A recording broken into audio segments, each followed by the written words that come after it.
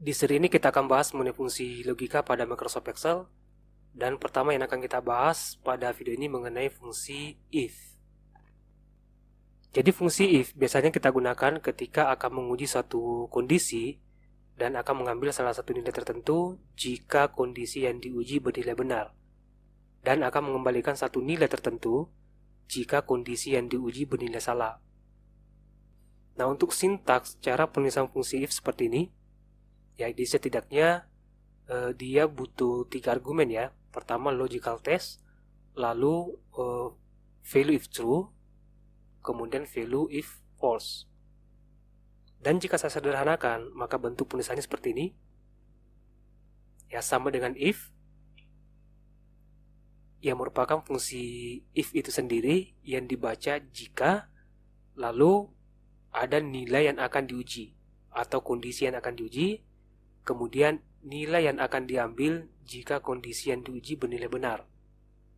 Kemudian nilai yang akan diambil jika kondisi yang diuji bernilai salah. Jadi intinya, fungsi if ini akan mengambil salah satu nilai yang telah ditentukan, entah itu kondisinya terpenuhi atau tidak, ya tergantung pada kondisi yang diuji. Dan untuk cara penggunaan fungsi if, ini akan saya contohkan di Microsoft Excel. Ya, tepatnya di sel C4 ya. Ketik sama dengan, kemudian fungsi if, lalu buka kurung. Nah, di sini yang diminta pertama itu logical test. Nilai atau kondisi yang akan diuji. Nah, misalnya 10, ya 10 sama dengan 10. Jadi kita menggunakan operator perbandingan ya, sama dengan, kemudian titik koma, kemudian nilai yang akan diambil ketika kondisi ini bernilai benar. Ya, karena data teks, ini kita bungkus dengan petik 2. Misalnya nilai yang diambil ini saya tetapkan benar.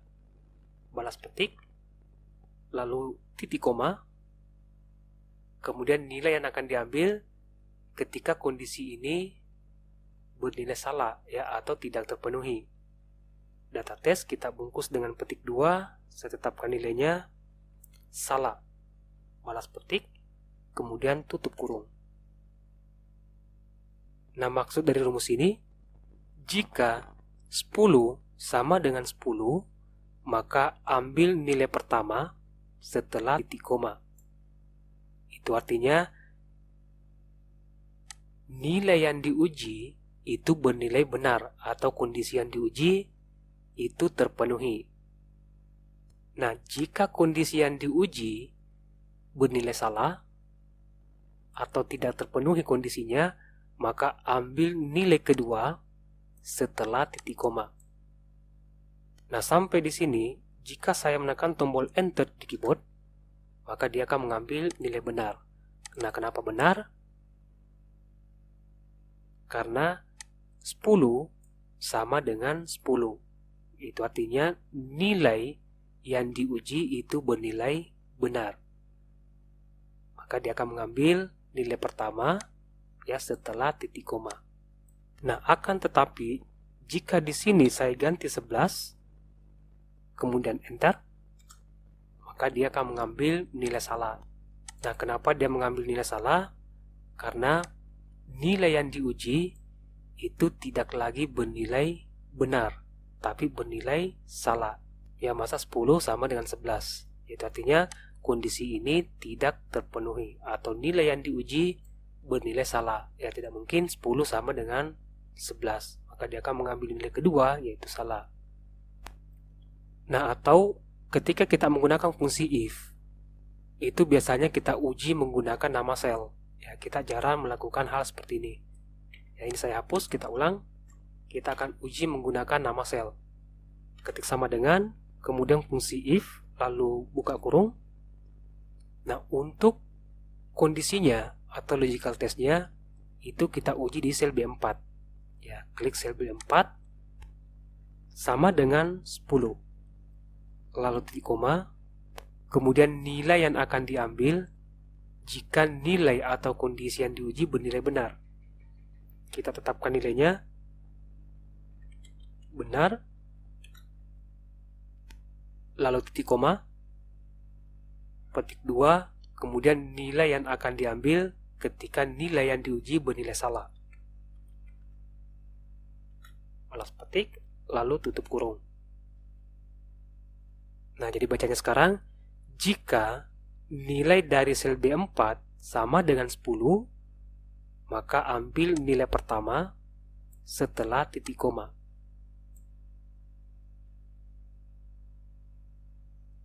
Jika nilai dari sel B4 tidak sama dengan 10,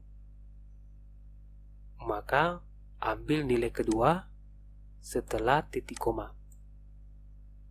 Nah, kalau saya enter sekarang, dia akan mengambil nilai salah. Ya, kenapa? Ya, karena di sel B4 itu tidak sama dengan 10.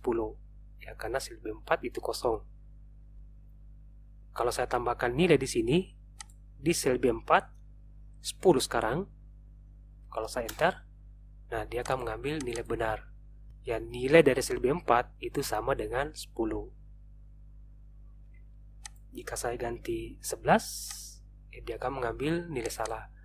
Kenapa? Karena sekarang kondisinya itu bernilai salah atau tidak terpenuhi. Ya, nilai dari sel B4 tidak sama dengan 10, maka dia akan mengambil nilai kedua. Atau kita bisa lakukan seperti ini. Misalnya kita tetapkan sebuah nilai, seorang siswa hanya dikatakan lulus jika memiliki nilai di atas 80, ya, atau 80 ke atas. Dan jika di bawah 80, maka siswa tersebut dinyatakan tidak lulus. Nah, ini akan saya contohkan kembali di sel C4. Ketik sama dengan, kemudian fungsi if, lalu buka kurung. Kemudian nilai yang akan diuji, kita uji berdasarkan nama sel, ya. Klik sel B4.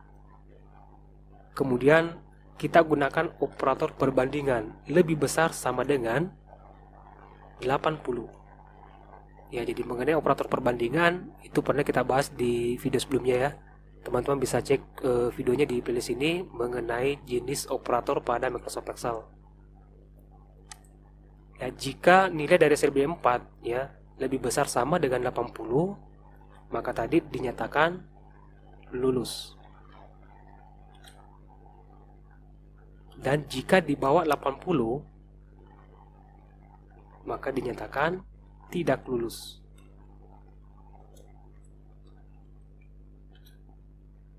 Nah, sampai di sini tutup kurung. Ya, jadi jika nilai dari sel B4 lebih besar sama dengan 80, maka ambil nilai pertama, ya, setelah titik koma. Jika di bawah 80, ya, maka ambil nilai yang kedua setelah titik koma. Nah, jika saya enter sekarang, nah tentu tidak lulus. Kenapa? Karena nilai dari sel B4 itu 11. Dan di sini baru dikatakan lulus jika 80 ke atas. Kalau saya ganti di sini 80, nah maka lulus. 90 lulus. Begitu dia 70 tidak lulus. Dan mengenai operator perbandingan, ya, teman-teman bisa mengujinya menggunakan operator ini. Ya, sama dengan, lebih besar dari, lebih kecil dari, lebih besar sama dengan, dan lebih kecil sama dengan. Dan semua ini pernah kita bahas di video sebelumnya mengenai jenis operator pada Microsoft Excel. Teman-teman bisa cek videonya di playlist ini. Dan di video tersebut, saya juga pernah mengatakan bahwa operator perbandingan akan paling sering kita gunakan bersamaan dengan fungsi logika pada Microsoft Excel. Ya, jadi begitu mengenai penggunaan fungsi if dasar pada Microsoft Excel. Dan ingat, fungsi if yang kita gunakan sekarang ini itu masih tergolong fungsi if tunggal. Ya, dimana kita hanya membandingkan satu nilai. Ya, jika lebih dari satu nilai, maka kita sudah masuk ke fungsi if ganda atau if besaran. Dan itu akan kita bahas di video berikutnya. Baik, saya rasa cukup untuk video kali ini. Semoga bermanfaat dan sampai jumpa di video berikutnya.